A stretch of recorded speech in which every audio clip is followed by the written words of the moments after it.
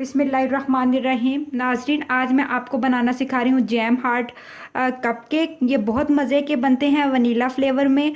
और ये मैं आपको कुकिंग रेंज में बेक करना सिखाऊंगी ताकि आपको प्रॉपर तरीके से बेकिंग का आइडिया मिल जाए कि कुकिंग रेंज में बेकिंग किस तरह होती है। और वीडियो के लास्ट में आपको पता चल जाएगा कि बिस्किट कपकेक कुकीज़ कितनी डिग्री पे थर्मोस्टेट पे आप बेक कर सकते हैं, और बाकी जो तमाम रोल और पिज़्ज़ा हैं वो कितनी डिग्री पे आप बेक कर सकते हैं। तो मेरी वीडियो को शुरू से लेकर लास्ट तक देखिएगा ताकि आपको प्रॉपर तरीके से अंदाज़ा हो सके।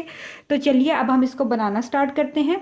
तो आप एक दफ़ा दरूद इब्राहिमी पढ़ के हज़रत मोहम्मद सल्लल्लाहु अलैहि वसल्लम को तोहफ़ा कर दें, और इसकी बरकत के साथ मेरे चैनल को सब्सक्राइब कर दें, बेल आइकन का बटन भी प्रेस कर दें ताकि मेरी हर आने वाली वीडियो आपको मिलती रहे। ये देखें कितना स्पंची और सॉफ्ट हमारा कपकेक बना है। तो चलिए अब बनाते हैं।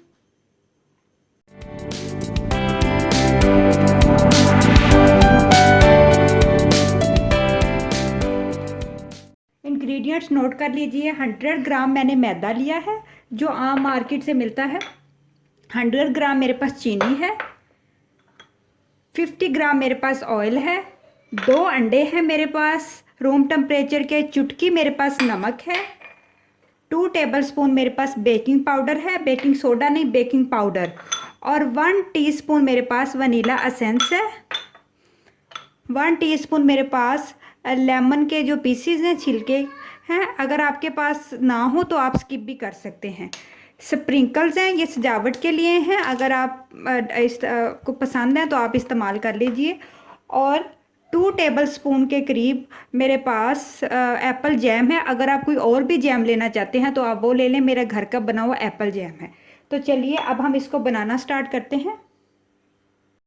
सबसे पहले हम अवन को प्री हीट होने के लिए 30 मिनट्स के लिए रख देंगे। ये देखें बिल्कुल खाली अवन है, इसके अंदर अभी मैंने कुछ भी बेकिंग के लिए नहीं डाला।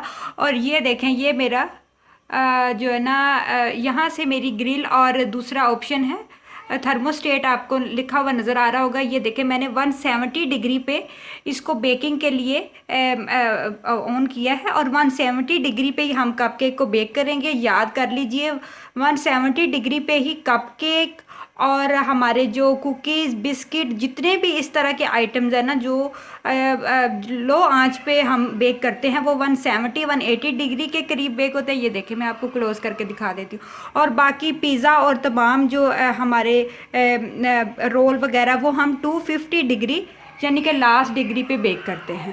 क्योंकि ग्राइंडर जग में बना रहे हैं तो सबसे पहले हम इसके अंदर अंडे ऐड करेंगे। आपने अंडे अलग से तोड़ लेने हैं और फिर ऐड करने हैं ताकि कोई ख़राब अंडा नहीं चला जाए। 2 अंडे हम इसके अंदर ऐड कर रहे हैं। फिर इसके अंदर हम ऑयल ऐड कर देंगे 50 ग्राम।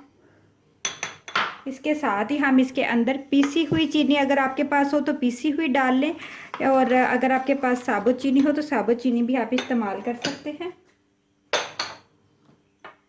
वनीला एसेंस भी हम इसके साथ ही डाल देंगे। आप अपनी मर्ज़ी से थोड़ा ज़्यादा भी डाल सकते हैं, जिनको अंडों की स्मेल से थोड़ी एलर्जी हो। इसके साथ ही ये नींबू के जो हमने छोटे छोटे छिलके काट के रखे थे, ये बहुत अच्छा फ्लेवर देते हैं, ये डाल देंगे।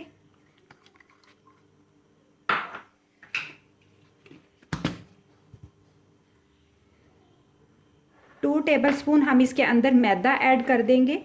मैदा जो 100 ग्राम मैदा हमने रखा है उससे ये 2 टेबलस्पून अलग है। और अब हम इसको अच्छा सा बीट करेंगे।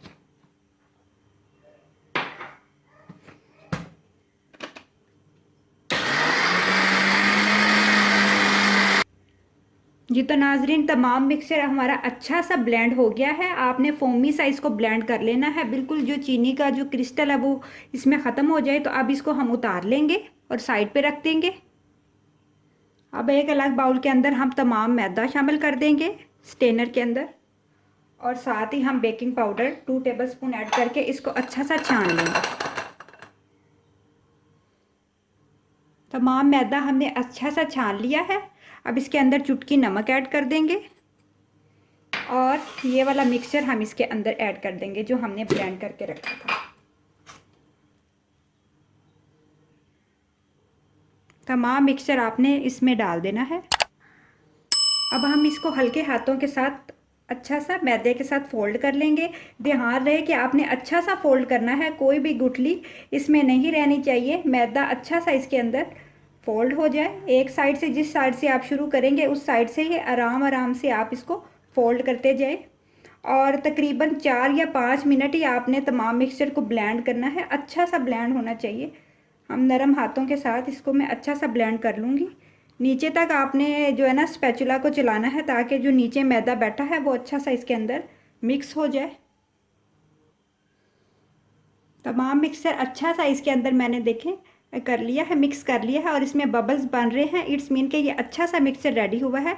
ये मेरे पास कपकेक का सांचा है, इसको मैंने ऑयल से ग्रीस कर लिया है। अगर आपके पास कपकेक मोल्ड हो पेपर वाले, वो भी ऐड कर सकते हैं, लेकिन अगर आप इसी तरह डायरेक्ट बनाएंगे तो ज़्यादा कपकेक अच्छे बनेंगे। और एक छोटी सी बात मैं आपको शेयर करना चाहूँ, आप इसको कपकेक के तौर पर भी बना सकते हैं और केक के तौर पर भी बना सकते हैं। तो आप पहले से इसको रेडी करके रखते हैं, हम इसके अंदर फिल करते जाएंगे। फुल नहीं भरेंगे, हाफ हाफ हम इसके अंदर डालेंगे ताकि इसको स्पेस मिले फूलने की। अगर आप फुल भर देंगे तो वो फूल के बाहर आ जाएंगे। तो हम सारे इसके अंदर इस मिक्सचर को अच्छा सा इसके अंदर फिल कर लेते हैं। तो नाजरीन, मैंने इसके अंदर तमाम मिक्सचर फिल कर लिया है। हाफ हाफ मैंने इसके अंदर ऐड किया है ताकि ये अच्छा सा इसको स्पेस मिले फूलने की। और एक बात मैं और आपको बताती चलूँ, अगर आप छोटे कपकेक वाले सांचे में डालेंगे तो ये 12 बन जाएंगे, और अगर आप 1 पाउंड का बनाना चाहते हैं तो ये 1 पाउंड के बराबर केक है। तो आप 1 पाउंड का सांचे के अंदर बना सकते हैं। अब हम इसको अच्छा सा टैप कर लेंगे और चलिए अब हम इसको बेकिंग की तरफ लेके चलते हैं। तो इसको बेक करते हैं। जैसा कि आप सबको मालूम है कि मैंने ओवन को ऑलरेडी प्री हीट होने के लिए रख दिया था 170 डिग्री पे, ताकि ये अच्छा सा गर्म हो जाए। तो ओवन बहुत अच्छा सा गर्म हो चुका है। अब इसके सेंटर में मैं ये कपकेक को रखूँगी। अगर आप कुकीज़ बना रहे हैं या कुछ भी बना रहे हैं तो आपने सेंटर में ही रख के इसको बेक करना है। डायरेक्ट नीचे वाला जो जहाँ बर्नर है वहाँ पे आपने इसको नहीं रखना, और ऊपर वाले हिस्से में रखना है। ग्रिल वाला जो ऊपर वाले जो ट्रे होती है वो एक दफ़ा आप निकाल दें ताकि अच्छी सी इसको स्पेस मिले। और ओवन को गर्म करने का मकसद ये होता है कि ओवन ऑलरेडी हमारा प्री हीट हो, ताकि जैसे ही हम बेकिंग के लिए कुछ अंदर डालें वो फ़ौरन ही बेकिंग पकड़ ले। तो अब इसको तकरीबन 170 डिग्री पे मैं 30 मिनट्स के लिए बेक करूँगी। 15 से 20 मिनट के बाद आप एक दफ़ा इसको खोल के देख लीजिएगा। कभी कभी टेम्परेचर गैस का ज़्यादा होता है तो कपकेक आधे से ज़्यादा बेक हो चुके होते हैं। तो चलिए अब हम इसको बंद करते हैं और 30 मिनट्स के बाद मिलते हैं। जी तो नाजरीन, हमारे कपकेक अच्छे से बेक हो चुके हैं। फुल ऊपर तक ये फूल चुके हैं और अच्छा सा इन पे गोल्डन कलर आया है।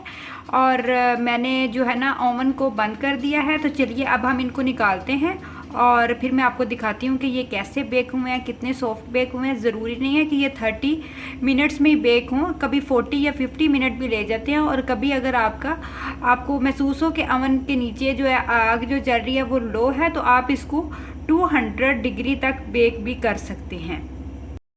जी तो नाजरीन, आप देख सकते हैं कि हमारे कपकेक बहुत अच्छे से रेडी हो चुके हैं। ये इसका बैक वाला एरिया है, देखिए कितना प्यारा सा गोल्डन सा कलर आया है। और ये 3 इसके फ्रंट वाले एरिए हैं। और आपको एक कटिंग भी करके मैं दिखा देती हूँ कि ये कितना सॉफ्ट और स्पंची सा ये बना है। ये देखें अंदर से कितना ये सॉफ्ट बना है। और आपने इस रेसिपी को घर में ज़रूर ट्राई करना है। अपना बहुत सारा ख्याल रखना है, दुरूद शरीफ पढ़ते रहा करें, दुआओं में याद रखें। अल्लाह ताला आपको बहुत खुश रखे। अल्लाह हाफिज़।